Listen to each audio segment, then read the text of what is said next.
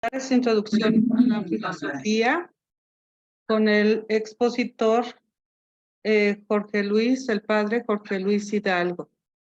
Hoy nuestro tema es cosmetología. Estamos en la clase 5.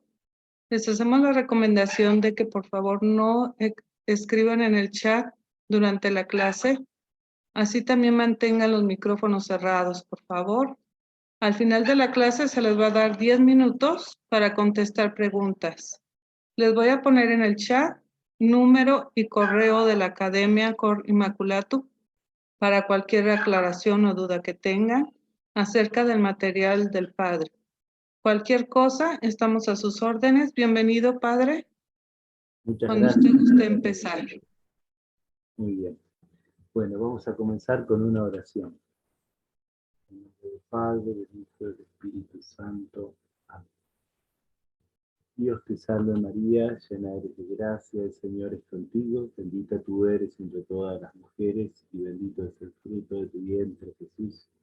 Santa María, Madre de Dios, ruega por nosotros pecadores, ahora y en la hora de nuestra muerte. Amén. María, sede de la sabiduría, ruega por nosotros. Santo Tomás de Aquino, ruega por nosotros. En el nombre del Padre, del Hijo y del Espíritu Santo. Amén. Bueno, vamos a tener la segunda parte de la clase de cosmología.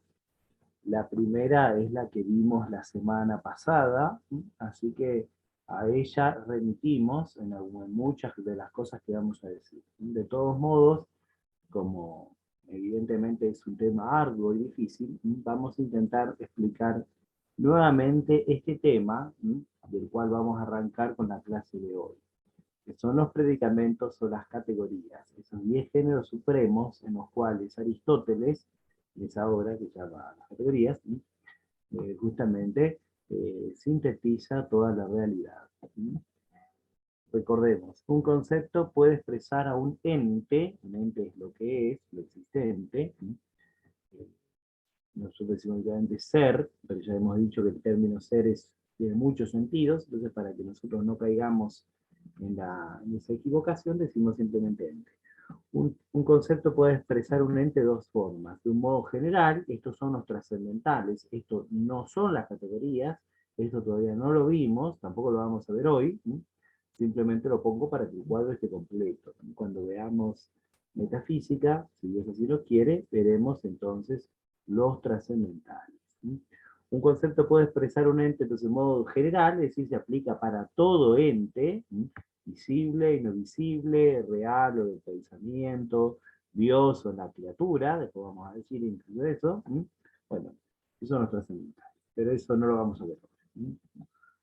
Y si un concepto además puede expresar a un ente de un modo especial, es decir, a muchos entes, la inmensa mayoría de entes, no hay un género por encima de ellos, pero ya limitándolos, unos sí y otros no. Esas son las categorías. Está en esta obra de Aristóteles, el comentario respectivo de Santo Tomás, que está al pie de página. Bueno, si ese concepto que expresa al ente de modo especial es el sujeto, entonces eso se llama sustancia. Esto ya lo vimos la semana pasada, en la clase anterior, hace 15 días. Así que remitimos a ese programa para que se entienda qué es la sustancia, el sujeto y el sustrato de los accidentes. Aquello que es en sí y no en otro. Justamente ahora vamos a ver lo que es en otro, o sea, los accidentes. Por eso el título del PowerPoint de hoy decía la estructura accidental del ente corpóreo. A eso nos referimos. Aquello que no es en sí como la sustancia, sino que es en otro, o sea, los accidentes, que son las demás categorías, salvo la sustancia, todas las otras, que van a salir aquí en este cuadro. Lo que está en el sujeto, puede estar, no ser el sujeto, sino estar en él, evidentemente es importante, pero ya no es por sí, es por otro. O bien directamente no estar en el sujeto. Y ahí, con esto, como hemos dicho la semana anterior, acostamos todas las posibilidades. ¿Está en el sujeto o no está en él? Si está en el sujeto de modo absoluto, entonces a eso nos referimos, ahora aclararemos, o de modo relativo. evidentemente también aquí no hay otra opción. O está de modo absoluto o está de modo relativo. No cabe otra opción. Si está si el accidente, que es en otro, está en el sujeto absolutamente, pero en relación a a la materia, entonces tenemos nosotros la cantidad. Este es el primer accidente que hoy vamos a explicar. El accidente que está en otro, es decir, si yo digo esto, uno, está en otro, es decir, en el reloj. Entonces, por eso se dice que la cantidad, la cantidad, la numerabilidad, por ejemplo, está en otro, o sea, en la sustancia. Y si el accidente está en el sujeto, pero absolutamente en relación a la forma, entonces eso se llama cualidad, que hoy vamos a ver, y que son muy importantes para la filosofía, muy importantes. Ya dijimos que si, un ejemplo de cantidad, 1, 2, 10, pero ahora vamos a ver qué quiere decir otra cosa también cantidad. Cualidad, podemos decir, una virtud, por ejemplo, es una cualidad, es muy importante la virtud. Eh, una relación, la paternidad, la filiación, la amistad, los mismos ejemplos que hemos puesto en la clase anterior. O bien el accidente puede ser un modo especial que no está en el sujeto, un ente que expresa, un concepto que expresa un ente de modo especial, pero que no está en el sujeto. Entonces, si ese no estar en el sujeto está completamente fuera, entonces, o puede estar también en parte del sujeto, ¿no? Si está completamente fuera, entonces, si no mide, sin mensurar, sin medir, entonces se llama hábitus.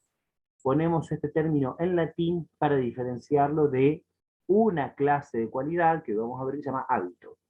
Entonces, por convención, digamos, se pone esto hábitus en latín.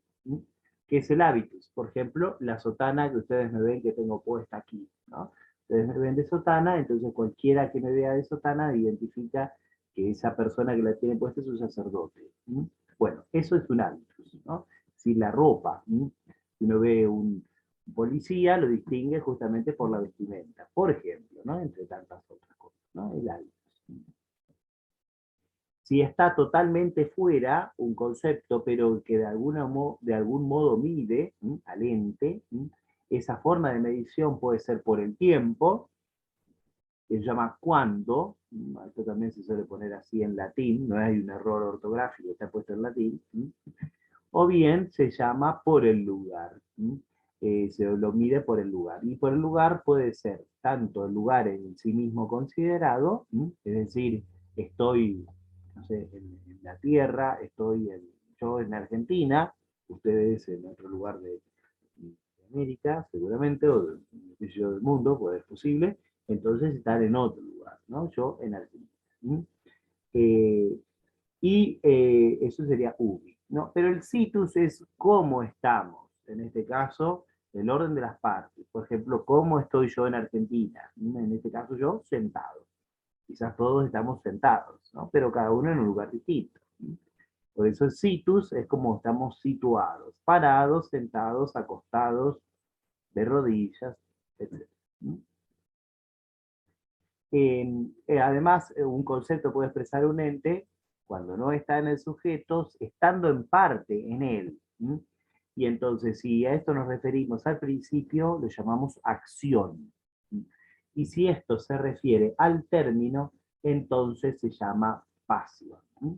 Bueno, estos son, en síntesis, desde la cantidad hasta la pasión, son los 9 accidentes que junto con la sustancia componen los 10 predicamentos o 10 categorías, que como he dicho son los géneros supremos, es decir, no hay nada por encima de la cantidad, no hay nada por encima de la cualidad, y así sucesivamente, o nada por encima de la sustancia. Vamos a ver entonces ahora el primero de los accidentes, que es la cantidad. ¿Por qué decimos primero? Bueno, todo esto tiene una razón de ser, ahora vamos a intentar explicarlo. Bueno, lo primero que tenemos que decir es que todos estos, como son géneros supremos, como ya hemos comentado seguramente en alguna otra ocasión, no hay una definición propiamente dicha. Como vimos lógica, nosotros sabíamos, o vimos, que la definición real esencial es la que tiene género y diferencia específica. Pero estamos diciendo que las categorías de los predicamentos son géneros supremos, razón por la cual no hay un género superior, en este caso a la cantidad, y vale así para los 10 predicamentos. Por esa razón se llama una cuasi definición, es decir, como si una definición descriptiva, ¿no? Una definición aproximada, lo mejor que podemos decir, pero más que esto no podemos aproximar. Y por eso dicen que la filosofía enseña a definir, pero muchas veces ella misma no puede definir las cosas, ¿no? Bueno, cuando hablamos de la cantidad decimos que la cantidad es el primer accidente del ente corpóreo derivado de su materia. El primer accidente del ente corpóreo derivado de su materia. ¿Por qué decimos que es el primero? Porque todos los demás inhieren por la cantidad. Por la cantidad. Es decir, por ejemplo, porque esto tiene cantidad, esta vestimenta que ustedes ven aquí, entonces esto puede ser negro. Porque si no tuviera cantidad, no podría ser negro. Ni blanco, ni rojo, ni ningún color. Así de simple, ¿no? Es decir, el color, que es una cualidad, inhiere a través de la cantidad. La cantidad que es esto extendido en el espacio. Ahora ya no estoy diciendo uno, ¿no? Estoy diciendo esto extendido en el espacio.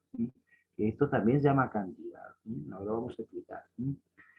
Por ejemplo, como dice ahí Santo Tomás en esa cita al pie de página, la superficie de los colores. El color inhiere por la cantidad. Esto puede ser amarillo, justamente, porque primero tiene la cantidad que lo hace extender en el espacio. Además, debemos decir que esta cantidad puede ser de dos formas distintas. La cantidad puede ser cantidad dimensiva, es decir, partes extrapartes, es decir, unas partes fuera de otro que hace que esto exista así, que esté así. Eso hace, se llama cantidad dimensiva. Y por supuesto esto está relacionado con la materia, por eso dice allí, derivado de la materia, porque si esto no tuviera materia, entonces no podría tener cantidad. O la cantidad no vendría directamente de la materia, habría que explicarla de otra forma. Y por supuesto que sí, se puede explicar en los seres espirituales, pero uno dice, es cierto, no sé, los sustantivos abstractos, ¿no? Entonces uno dice, no sé, la belleza, bueno, justo la belleza es un trascendental, ¿no? Pero uno dice la belleza, uno dice, bueno, está limitado, ¿no? A hacer algo uno por la cantidad, ¿no? Porque no tiene en sí mismo materia. Podría tenerlo, o no, ¿no? Un paisaje bello, ¿no? Pero en este caso, lo que tiene materia, lo que a nosotros nos interesa es, lo que tiene materia, o sea, lo que es un ente corpóreo, necesariamente, cuando la cantidad se da a través de la materia. Esto se llama partes extrapartes, ¿no? Entonces, por ejemplo, ahí uno ve una tabla, ¿no? ¿Por qué dice que es una? Bueno, porque está todo contiguo, una parte al lado de la otra, digamos así. Una parte al lado de la otra. Entonces, por eso decimos que hay una tabla. Una tabla.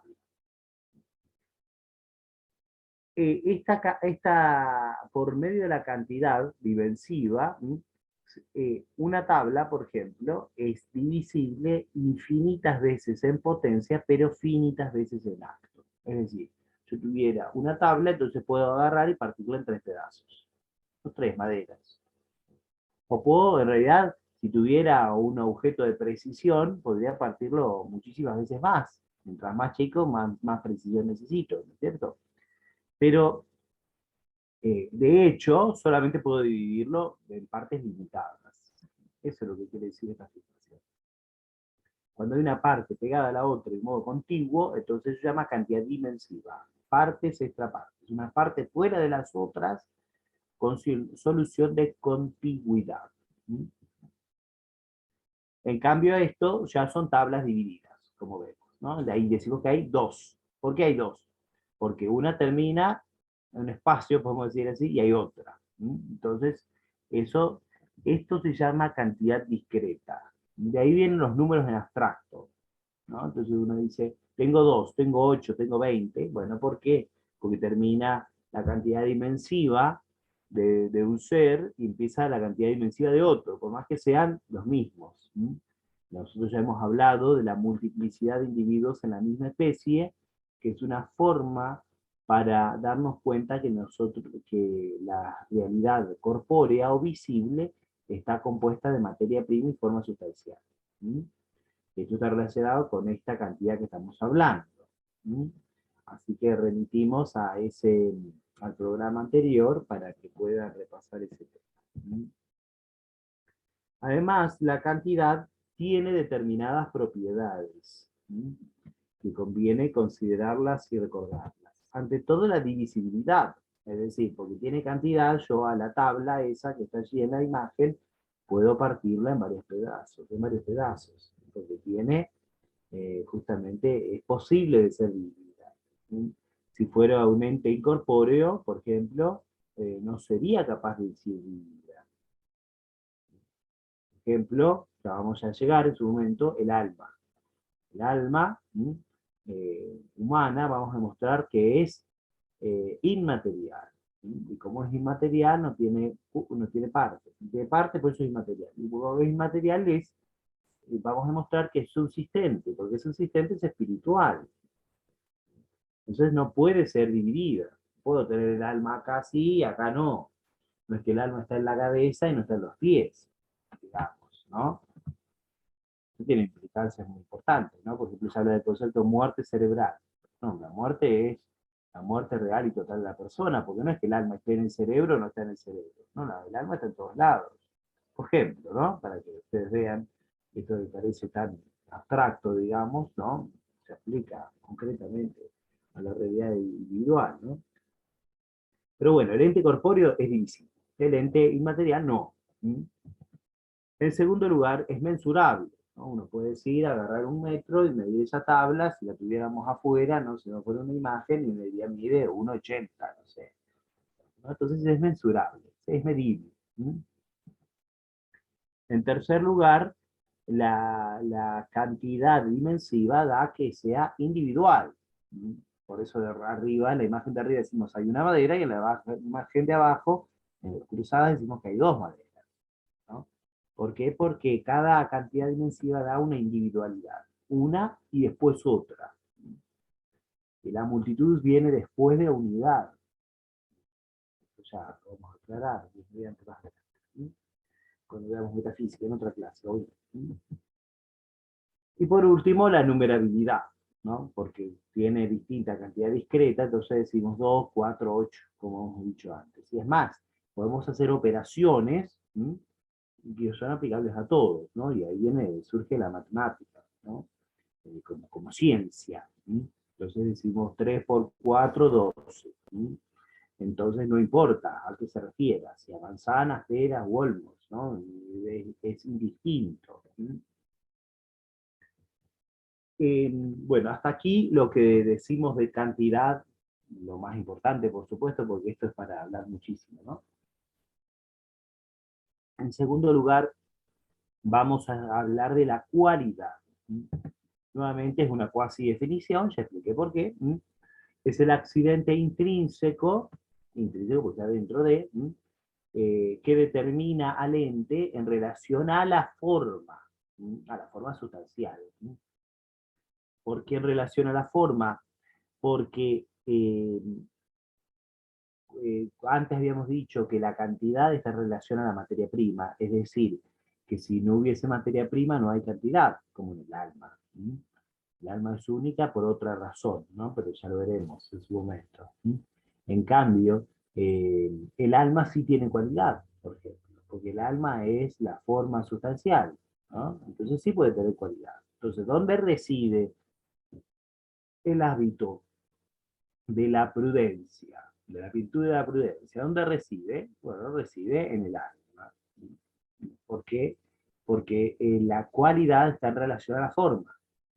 No es que porque soy prudente, entonces, no sé, tengo la cabeza blanca, la cabeza negra, o soy alto, o soy bajo. No, ¿por qué? Porque reside en el alma, no lo veo exteriormente. ¿Mm? Como no lo veo, entonces quiere decir que reside en el alma, en algo no veo, ¿no? Entonces en el alma. ¿Mm? Por esa razón decimos, por ejemplo, en este caso, la cualidad está en relación a la forma sustancial. En el hombre la forma sustancial es el alma. ¿Mm? La división. Esta división es muy importante, puede resultar un poco difícil al comienzo, cuando uno la ve, está en ese artículo de la Suma de Santo Tomás. Ante todo, hábito y disposición. Hay otra parte de ese artículo ahí en la Suma, ahora voy a explicar por qué. Eh, el hábito y la disposición es la primer clase de cualidad. Está en el sujeto, pero según el orden de la naturaleza. Es decir, la virtud, el, que es un hábito. Aristóteles define la virtud como hábito operativo bueno. Entonces, la virtud a mí me hace ser más hombre. Es como una segunda naturaleza, se dice así, ¿no? La virtud me hace ser como, me inclina a hacer el bien pronta, fácil y inevitablemente. Otra definición de la virtud. Y está en el orden de la naturaleza. O contra la naturaleza, pero me dispone, ¿no? Si yo soy perezoso, por ejemplo, entonces me dispone a mí a seguir haciendo actos de irresponsabilidad en mi trabajo, por ejemplo, ¿no? Entonces está en relación a la naturaleza. O disponiendo hacia el bien o hacia el mal, como vemos, ¿no? Porque la prudencia me dispone al bien, la pereza hacia el mal. Por ejemplo. La salud también es un hábito, ¿sí? Pero está más bien en relación, en este caso, también a la naturaleza, pero a lo entitativo, es decir, al tener la unidad cuerpo y alma. ¿Mm? Entonces, por eso es que la virtud es propiamente un hábito, cuando es difícilmente móvil, o está surgiendo, puede ser una disposición. O la virtud, cuando es un hábito difícilmente móvil, cuando es difícilmente móvil, se llama hábito. En cambio, la salud es una disposición. ¿Cuál es la diferencia entre hábito y disposición? Es la cita que está ahí de Santo Tomás, que explica allí. ¿Cuál es la diferencia? Que el hábito es difícilmente móvil y la salud es fácilmente móvil. ¿No? La disposición es fácilmente móvil. Por eso una persona puede morir, ¿no? Pero no quiere decir que porque muera no tenga virtud. Al contrario, ¿no?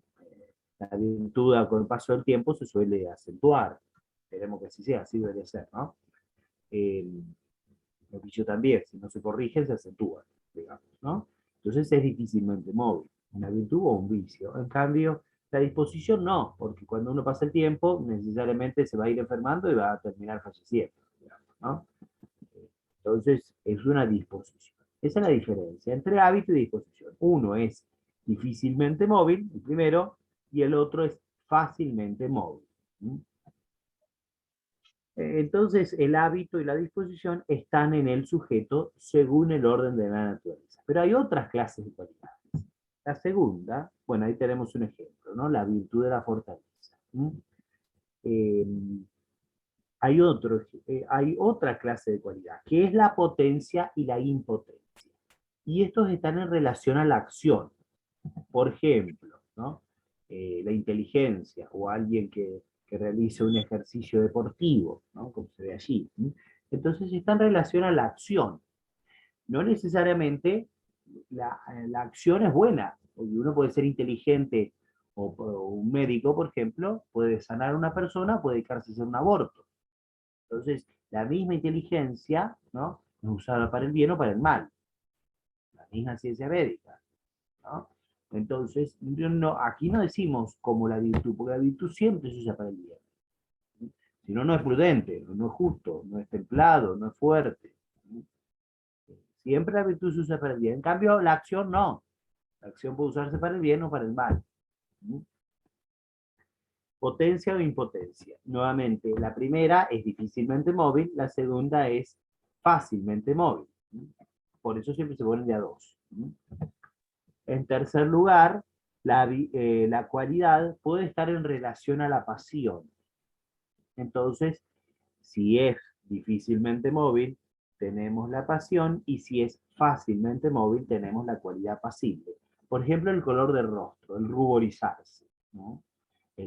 La vergüenza que se muestra en el rostro. Entonces, o el miedo, una persona queda pálida, digamos, ¿no? Por algo que ve que causa... bueno, eso entonces se llama justamente pasión o cualidad pasiva. ¿Mm? En cuarto lugar, la última clase de cualidad se llama forma o figura. Por ejemplo, el contorno. Entonces uno dice, por ejemplo, el contorno de este libro. Entonces uno piensa esto. Ahora sí es el término que nosotros habitualmente usamos por forma. ¿De qué forma tiene? ¿No es cierto? Es rectangular, ¿no? O es cilíndrico, ¿no? Bueno, ese sí es el término forma que usamos de modo coloquial. No el primero, de forma sustancial, que más hemos hablado en la clase pasada, que ahora también estamos diciendo, la cualidad está en relación a la forma. ¿Sí? Bueno, el contorno de algo. Por ejemplo, uno dice, ve ese mapa y uno dice, ¿cuál es el contorno de América del Sur? ¿No? Entonces, ahí entendemos que eso hace relación a la forma y a la figura. Nuevamente, si es difícilmente móvil, lo llamamos forma, y si es fácilmente móvil, lo llamamos figura. ¿Mm? Estas son las clases de cualidades. Esto es muy importante, y esto Santo Tomás lo pone en relación al amor, a la ética o a la moral, ¿no? A la ética natural o a la moral sobrenatural. ¿Sí? Esto también, por eso lo vamos a ver, es muy importante para explicar la virtud, para explicar la gracia. Bueno, la gracia entra en el ámbito sobrenatural, ¿no? No entra propiamente dentro de la ética, porque no lo conoceríamos si Dios no lo hubiera revelado. ¿Sí? Pero todo esto es muy importante para entender esto. ¿Sí? La virtud, la gracia, los dones sobrenaturales, los dones del Espíritu Santo, por ejemplo, ¿no? Bueno, todo esto es fundamental, ¿no? Por eso es tan importante. ¿Sí? Y otras cosas más, ¿no? También en la antropología, ¿no? La inteligencia, la voluntad, las pasiones, los sentidos internos, externos, etcétera, todos son potencias, le llamamos, potencias. Así que todo esto es fundamental para la filosofía. Así que vuelvan y reiteradas veces sobre este tema cuando lo necesiten. Y a su vez, nosotros podemos decir que hay grados de la cualidad, según la inyección, es decir, según cómo se agarra. O sea que podemos decir que hay un gris más tirando a negro o un gris más tirando a blanco, ¿no? Entonces hay distintas tonalidades, pero esto lo llamamos, siempre lo hacemos un paralelismo con la cantidad, porque en realidad lo propiamente numerable es la cantidad, ¿no? No sé, 8 manzanas, 10 peras, no sé. Eso es lo que es propiamente numerable. Nosotros, por ejemplo, ¿cómo medimos a un alumno en un examen? ¿No? Lo medimos de modo semejante a la cantidad. Entonces, pues dividimos, ¿no es cierto? 5 puntos, a cada punto le ponemos 2, ¿no? Y entonces si el primero está muy bien, le ponemos 2, si está regular, le ponemos 1, y si está mal, le ponemos 0. Entonces, y ahí después sumamos, y entonces hacemos un paralelo entre la cantidad y la cualidad, que en realidad la ciencia propiamente no se puede medir. ¿Mm? Por eso es de modo semejante a la cantidad. ¿Mm? Como dice ahí, por analogía con la cantidad, ¿no? Según la inyección, ¿no? Porque uno agarra más, digamos, ¿no? Está más, lo conoce más, volviendo al ejemplo del examen, ¿no? Entonces alguno tiene la ciencia más expedita, ¿no? Y responde más rápidamente y más acertadamente, y otro, ¿no es cierto? Eh, eh, aquí en Argentina decimos guitarrear, no sé si se entiende el término, ¿no? Digamos, habla más, como que dice más palabras como para relleno, digamos, ¿no? Bueno, eh, siguiendo el ejemplo con las cualidades, ¿no? Perdón, con los predicamentos, ¿no? La acción y la pasión, ¿sí? Serían otros dos accidentes más. ¿Sí? Cuando nosotros hablamos de acción, decimos que es el accidente, que todos son cuasi definiciones, ya lo he explicado, ¿no? El accidente que consiste en la actualización de la potencia activa. ¿Mm? Consiste en la actualización de la potencia activa. Recordemos, la potencia activa es aquella que se puede mover a sí mismo. Por ejemplo, el ojo. El ojo es una potencia activa. Entonces yo abro el párpado y automáticamente por abrir el párpado ya estoy mirando. ¿No? Que no tengo ningún problema, si hay luz, digamos, ¿no? Si en la oscuridad no. Pero si no, abro el párpado y entonces simplemente veo. Entonces eso se llama potencia activa. La vista es una potencia activa. O por ejemplo el jugador que patea, ¿no? Entonces un jugador que patea una pelota, entonces uno dice, tiene la potencia activa, ¿no? De patear. ¿No? Pero además existe la otra contraparte, que uno dice, la pasión es el accidente que consiste en la actualización de la potencia pasiva. Por ejemplo, la pelota. Para poner el mismo ejemplo, al revés. ¿No? Uno sería el jugador que patea, ¿no? Otro es la pelota que es pateada. Si la pelota no es pateada, no se puede mover a sí misma. El jugador patea quiere decir que el jugador está vivo, ¿no? Porque lo que se mueve a sí mismo se llama vida, ya lo vamos a ver, cuando veamos antropología. Moverse a sí mismo es vida. Entonces, la potencia activa la tienen los que tienen vida, ¿no? En cambio, los objetos inertes, ¿no? Que son movidos, que son trasladados, ¿no? O los cadáveres, ¿no? Son movidos por otros, dejan de tener movimiento propio, ¿no? Entonces, por esa razón, solamente sufren pasiones. Sufren pasiones quiere decir, son llevados por otro, eso quiere decir, ¿no? Consiste en la actualización de la potencia pasiva. La potencia pasiva es movido por, no puede moverse a sí mismo. ¿Mm? Bien. Junto con esto, tenemos que decir además que el concepto de acción puede entenderse de dos formas distintas. Ya lo estamos diciendo más o menos, ¿no? Por ejemplo, la acción puede ser inmanente. Esto es muy importante también para la filosofía. La acción inmanente quiere decir la acción que permanece dentro, ¿no? Por ejemplo, el pensar. In manere. In quiere decir en latín, aparte de en, quiere decir dentro de. ¿No? Manere, manente y manere, quiere decir permanecer, algo que permanece dentro. Por ejemplo, el pensamiento. El pensamiento es la acción más inmanente que tiene el ser humano, porque es la que más permanece dentro. No puede estar pensando mucho y estar estático, digamos, ¿no? sin moverse exteriormente. ¿No? Otra acción distinta es la acción transeúnte. Trans quiere decir pasar, ¿no? Cambio, uno hacia el otro, ¿no? La otra palabra eunte viene del verbo eo, que quiere decir ir. Eo is ire, en latín quiere decir ir, ¿no? Entonces es una acción que sale de uno y va hacia afuera, ¿no? Por ejemplo, si uno dice caminar, ¿no? Si una persona camina, es una acción transeúnte, ¿no? Porque va justamente modificando su lugar, ¿no? Por esa razón hay dos clases de acción, inmanente y transeúnte. Como antes dijimos, hay dos clases de potencia o de pasión, ¿no? Activa y pasiva. La activa que se mueve a sí misma y la pasiva que es movida por otro. ¿Sí? Igualmente, ¿sí? Como está ahí, como se ve en las definiciones, cuasi definiciones que hemos puesto antes. ¿Sí? Bueno, además tenemos que hablar también en la filosofía de la naturaleza o la cosmología acerca del lugar. ¿Sí? El lugar consiste, o la presencia local o circunscriptiva, porque hay presencias no circunscriptivas, consiste en o resulta del contacto de las dimensiones de un cuerpo con las dimensiones de los otros. Por ejemplo, un pez en el agua, ¿no? El agua en la pecera y la pecera en una habitación. Entonces, hay un contacto del pez en el agua. Hay un contacto. Entonces, el contacto entre el pez y el agua, eso se llama presencia local. Incluso en el ámbito natural hay otras presencias que no son circunscriptivas.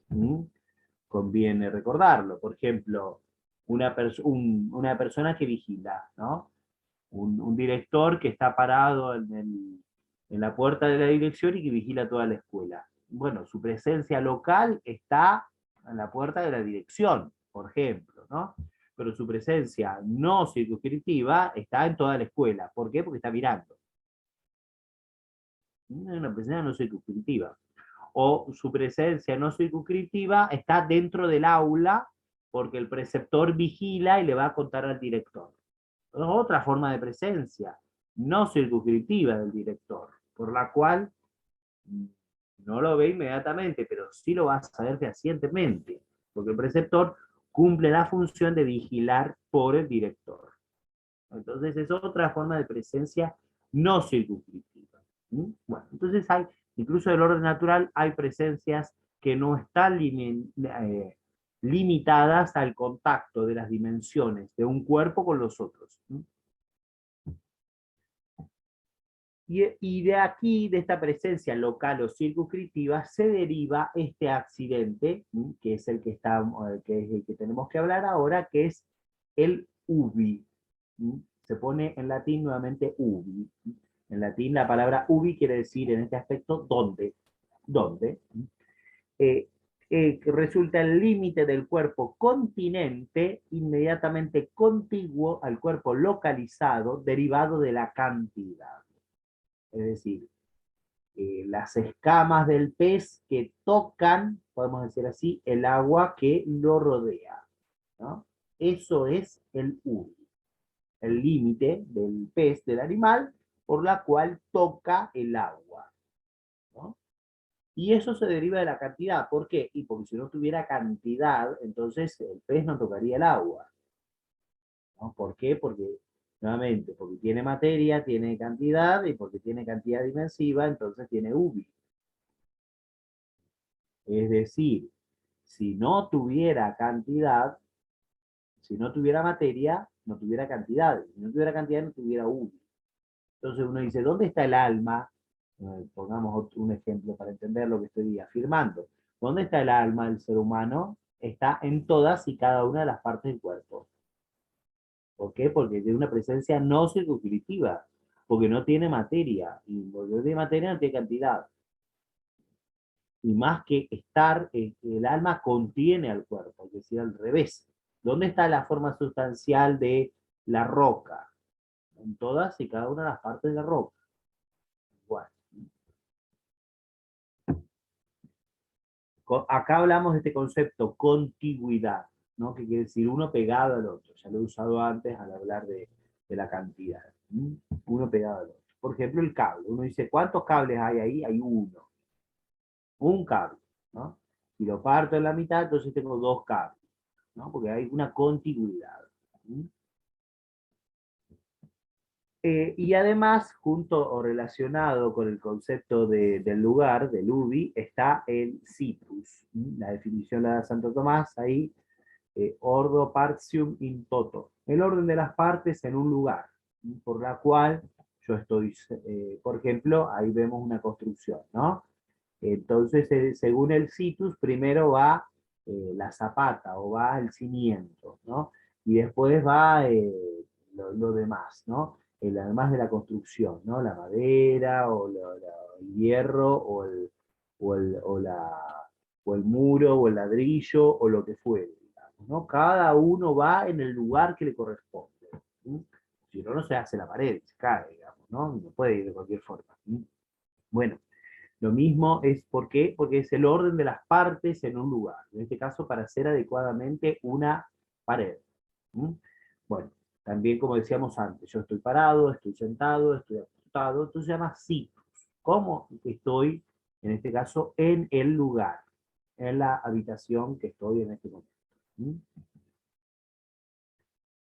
Por último, viene bien hablar de el tiempo. Bueno, esto es lo más difícil de la filosofía de la naturaleza, porque es lo más lejos de lo que nosotros podemos entender, pero bueno, intentaremos decirlo de la forma más fácil posible. El tiempo solamente se aplica a los entes corpóreos. ¿Qué quiere decir eso? Quiere decir que si no hubiese un ente corpóreo, no habría tiempo. ¿Por qué? Porque está relacionado con esto, ¿no? Estoy acá y después me muevo acá. Por ejemplo, con el movimiento local, ¿no? O está relacionado con el tiempo, vale la redundancia, con la cual la manzana pasa de ser verde hasta roja, ¿no? Entonces solamente eso se aplica a los entes corpóreos, ¿sí? El concepto general se llama duración. ¿Qué es la duración? Es la permanencia de los entes en su mismo ser. Entonces uno dice, ¿cuánto tiempo dura, ¿no?, la manzana sin ponerse fea, sin estropearse? Entonces hablamos de una duración, ¿sí?, una permanencia. ¿Sí? La permanencia es distinta, según el ser. ¿Qué quiere decir eso? No es lo mismo un pensamiento, ¿sí?, que yo mientras pienso en eso existe, y después dejo de pensar y ya no está más. No es lo mismo un pensamiento que algo concreto, ¿no? Un ente corpóreo que está afuera, que está acá, ¿no? Entonces solamente va a dejar de estar acá cuando. Y cuando yo lo destruyo, lo prendo fuego, ¿no es cierto? Entonces, distinta la permanencia de un concepto a de un ente real, por ejemplo, ¿no? Y es distinto la permanencia de un accidente de una sustancia, y sigue siendo manzana si está verde o si está roja, pero cambió de color. Entonces ya el accidente de color verde dejó de estar, ahora está roja, la manzana. Entonces es distinto la permanencia del ente, ya sea sustancia o sea accidente. Pero distinta el situs mío ahora que estoy sentado, después que voy a salir a caminar. Entonces es distinto. La duración es distinta. Pero aquí hacemos referencia, solo para nombrarlo nomás, a que también si las sustancias son distintas, es La distinto el pregunta tiempo. fue rayo ¿Sí? queso y, Por ejemplo, uno dice, en Dios, Dios no tiene tiempo. ¿Por qué Dios no tiene tiempo? Porque no tiene cambio sucesivo. Dios no cambia. Ya lo vamos a ver, Dios mediante, cuando veamos metafísica. Entonces, como Dios no cambia, eso se llama, Dios tiene una duración propia. Esa duración propia se llama eternidad. ¿Qué es la eternidad de Dios? Es como el hoy. Nosotros en el Gloria rezamos por los siglos de los siglos. Estamos pensando a veces que quiere decir un día tras otro, un mes tras otro, un año tras otro y un siglo tras otro. No, no es así. Porque eso son categorías del tiempo, ¿no? Son categorías del tiempo. Y Dios no vive en el tiempo, porque Dios no tiene cambio. Dios no tiene cambio, ¿sí? Entonces Dios vive en un eterno presente, en un hoy. Así define Boecio eternidad. ¿Sí? Pero bueno, eso solo para nombrarlo, para que ustedes vean que la duración en Dios tiene un nombre distinto, no es tiempo, es eternidad. ¿Sí? Lo mismo dígase de los ángeles. Cuando hablamos de la duración de los ángeles, esto se llama Evo. ¿Por qué el Evo? ¿Qué quiere decir Evo? Quiere decir que tuvieron un inicio, ¿no?, pero no pueden tener un fin. Y tienen una duración distinta, que no es el hoy perpetuo y continuo de Dios, ¿sí?, sino que algo cambia, podemos decir así. Pero no es un cambio como yo, que hoy ahora tengo la mano acá y después la tengo acá. No es un cambio así, porque este es un cambio de la materia, es un cambio de la cantidad de la mano, ¿no?, de la cantidad inmensiva de la mano. ¿Sí? Bueno, no es un cambio así. ¿Sí? El cambio del ángel es, por ejemplo, amar a Dios, conocer a Dios, o conocer a otro ángel, o venir a iluminar nuestras conciencias, siendo el ángel custodio, por ejemplo, ¿no? Entonces ese es el cambio que tiene un ángel. Entonces tiene una cierta duración también, pero es distinta a todo lo que nosotros conocemos. Por eso la duración del ángel no se llama eternidad, no se llama tiempo, se llama ego. Es algo intermedio, podemos decir así, entre la eternidad de Dios y el tiempo de los seres visibles. En el mundo visible decimos que tenemos tiempo, ¿no? Tenemos tiempo. Entonces vemos ahí una persona, ¿no?, de que es bebé, a que es anciano, a que fallece. Entonces tiene un tiempo. Tenemos un tiempo, ¿no? Y el tiempo que tenemos que aprovecharlo en esta vida. ¿Por qué? Sabemos que se nos agota. El ángel, por ejemplo, volviendo al caso anterior, el ángel en un momento decidió con Dios o contra Dios. Entonces fue bueno y se salvó, para siempre, o fue malo y se condenó para toda la eternidad, ¿no? El hombre no, tiene, de la misma forma que el ser humano conoce de manera sucesiva, es decir, yo para aprender a hacer una potenciación, primero tengo que aprender a multiplicar, y antes de aprender a multiplicar tengo que sumar. Entonces, primero sumar, después multiplicar, y después resolver potenciaciones, ¿no? Entonces tengo que ir aprendiendo de a poco, gradualmente y por pasos.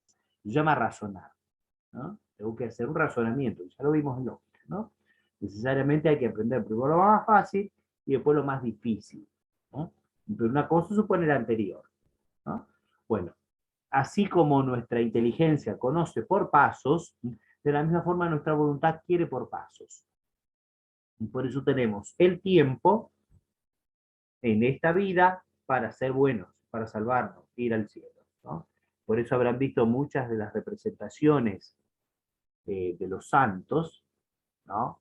Que tienen una carabela, por ejemplo, ¿no? Pensando en la muerte, ¿no? De hecho, hay una cita ahí de la Sagrada Escritura que dice: in omnibus operibus tuis memorare novissima tua et in eternum non peccavis. ¿Qué quiere decir? En todas tus obras recuerda tus novísimos, o sea, el fin tuyo, ¿no? La muerte, el juicio y el infierno, recuerda los novísimos y no pecarás nunca, ¿no? In eternum, que decir para siempre, pero no pecarás nunca, jamás. Entonces, por eso nos viene bien a nosotros considerar que tenemos un tiempo nomás para salvarnos de esta vida. Un tiempo. Después ya pasó el tiempo, ¿no? Bueno, volviendo un poco a la filosofía, porque hablé de una parte espiritual del tiempo, ¿no? Cuando nosotros hablamos de tiempo, lo relacionamos con un accidente, que es el cuánto, nuevamente con Q, como expliqué antes, ¿no? Es el accidente del ente corpóreo que permite el cambio sucesivo, es decir, si yo me voy envejeciendo, quiere decir que eso influye en mi ser. De hecho, primero son cambios accidentales, no sé, me voy poniendo con menos pelo, ¿no es cierto? O más gordo, qué sé yo, y después son cambios sustanciales, al final viene la muerte. Entonces, el cuándo influye, ¿no? El tiempo influye en mi vida, digamos, ¿no? Entonces, es un accidente que permite el cambio sucesivo en el ente corpóreo. Nuevamente, si no hubiese ente corpóreo, no había cuánto. No decimos que no hay tiempo. El tiempo, entonces, la famosa definición que da Aristóteles es esta: la medida del movimiento según el antes y el después. Motus numerus secundum prius et posterius. Es la medida del movimiento. Es decir, hay un movimiento de acá hasta acá. ¿Tarda cuánto? 2 segundos. No sé. Entonces uno dice, lo puedo medir. Entonces, como lo puedo medir, puedo saber de acá a acá. Entonces eso es el antes y el después. La salida y la llegada, digamos, ¿no? Entonces, como hay una forma de medirlo, entonces eso se llama tiempo.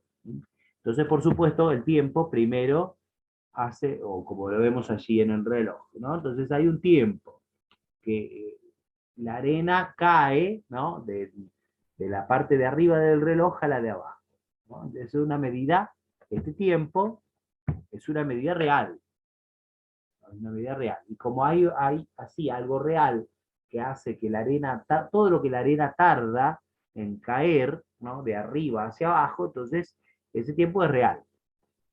Pero el tiempo real nosotros podemos después, o este tiempo también, ¿no? Un reloj del sol, es un tiempo real, ¿no? Pero después de esa medida real nosotros podemos tener un tiempo abstracto, por ejemplo, como miramos la hora del reloj. Es un tiempo abstracto. Ese tiempo abstracto del reloj de pared, es semejante a, o quiere medir lo mismo que el reloj de sol, que es un tiempo real. O quiere medir lo mismo que el reloj de arena, que también es un tiempo real, ¿no? Entonces, en la práctica usamos tiempo abstracto, pero entonces ya sabemos cuánto tardó, ¿cierto? No sé, en viajar de una ciudad a la otra. No sé, tantas horas, ¿no? Lo que el tiempo abstracto. y lo aplicamos a la realidad. Bueno, terminamos. La bibliografía justamente es la misma que nosotros usamos para la semana pasada. Bueno, con todo esto dejamos por aquí. Dejo de compartir pantalla y voy a abrir para que las preguntas que quieran realizar. Muchas gracias, Padre Jorge. Santa